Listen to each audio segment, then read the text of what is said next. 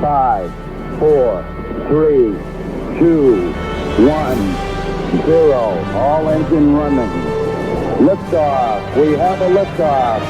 This is About Space, America's return to space, with news and information on our U.S. space program. Is your host of About Space, David Denault. Welcome, and thanks for joining me today. The news in the space industry seems like it's becoming part of our daily lives.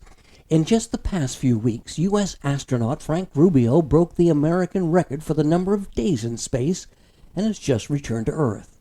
The Artemis Crew 2 astronauts have conducted their escape from the space capsule to safety, then followed up with a full dress rehearsal except for the rocket. And a sample from the asteroid Bennu has returned a canister back to Earth from its millions of mile journey. With daily news being made about our amazing U.S. space program, About Space Today is expanding its news reporting staff. Next, as America and the world is listening to About Space Today. Come to the land of orange groves and palm trees. Come to the land of theme parks. Come to the land of sunny beaches and the azure waters of the Atlantic Ocean. So come and visit Florida for lasting memories. Email us. Email david.ddcruiseandtours@gmail.com or call D&D Cruise and Tours at 877-747-8631 for your next family, cruise, or theme park vacation. Let us provide you your next visit with our travel experience, not experimentation. We are members of IATAN and CLIA. Email david.ddcruiseandtours@gmail.com. Serving the Southeast, traveler since 1985. Welcome back. I want you to get to know our new reporter, John Gomez. So let me introduce you to John, and he is no stranger to the space program covering SpaceX launches and the Artemis moon mission. John, welcome to our broadcast. David, thanks so much. It's really great to be part of the team. John, share sort of your background with our listeners. Well, I think I've always had an interest in space. One of my first memories was actually seeing a shuttle launch on television, and as I grew up and joined the Navy, where I got to learn more about aircraft and mechanics and things of that nature, I also learned that during the shuttle program, the U.S. Navy would position ships off the coast of Florida to do any sort of emergency recovery, and that also increased my interest in the program. And now that I'm part of the About Space Today team and helping you guys produce live coverage from the Kennedy Space Center and getting a chance to go out and meet these astronauts and get to know some of the folks behind the scenes, it really has taken my interest off the charts and, no pun intended, into the stars. Is there any particular mission growing up, perhaps, that you were really fascinated with? I think I was always fascinated by the shuttle program. Unfortunately, that first memory that I have of space travel was the Challenger disaster. But I always remember watching space shuttles launch on TV, the excitement, and how unique the launch was and how rare it seemed that they were launching. And to watch from the time that they started the countdown, the ignition of the boosters, as it enters the upper portions of our atmosphere, the solid rocket boosters come off, and you kind of watch those on TV fall off. Then the main fuel tank comes off, and you realize that they're going into space, and they're on this airplane-looking vehicle, and who knows how much energy and excitement they're experiencing up there, or how much nervousness.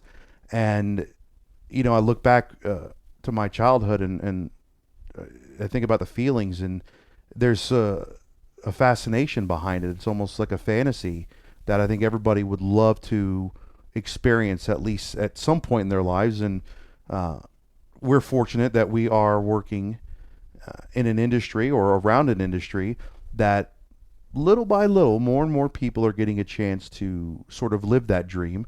And I look forward to being able to cover some of those missions where more people get to do it. And maybe not just those super rich folks, but, folks like you and me who would love to get a chance to go up there and enjoy the, so to speak, fruits of our labor and all the time and work we've put in, and just say thank you for everything.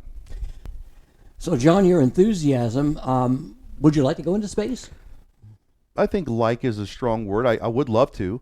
I think it's about the way in which I would be going, whether it would be on a Falcon 9, which has proven time and again to be one of the most durable and safe and reusable spacecraft. Maybe Virgin Galactic, take a flight with them, or this new company that we have here in Florida, Space Perspective, where you take a ride in a capsule that's connected to a very large balloon that takes you up almost 200,000 feet, and you get to see the Earth and space. Definitely options are there, and I think over time I look forward to seeing what other options that come about, and given the opportunity and then the right cost, I think, why not? I think it's something we should all try to strive for. Do you see in the future, would you just mention that people just like you and I will be able to step onto a spacecraft? I think so. You and I had talked off the record or prior to our sit down about the differences in the programs that you covered. You covered Mercury, Gemini, Apollo, and you look at those programs, and those programs were not so much about exploration or expanding humanity's reach in our solar system and in our universe. They were about going in a race against an adversary, so to speak. And I think over the years, as we've gotten to SpaceX and Blue Origin and Virgin Galactic and companies like them, it has increased the interest in space, and it's shown that it's not about a race anymore. It's about the mission and exploration and learning more about who we are, where we come from, and where humanity goes next. And I think that is probably one of the most noble undertakings that anybody can take. So if an average person like you or I could see ourselves, among the stars, and even if it's just for a few minutes, and behold that wonder, I certainly welcome the opportunity for it.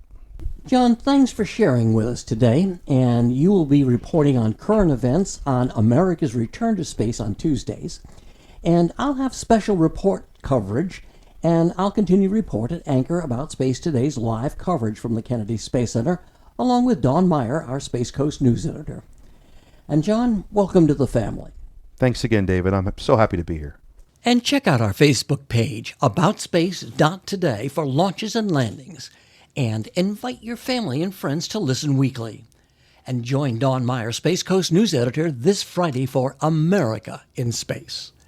And to all our listeners around the globe and here in the U.S., thanks for joining me. I'm David Denault, and this has been About Space Today.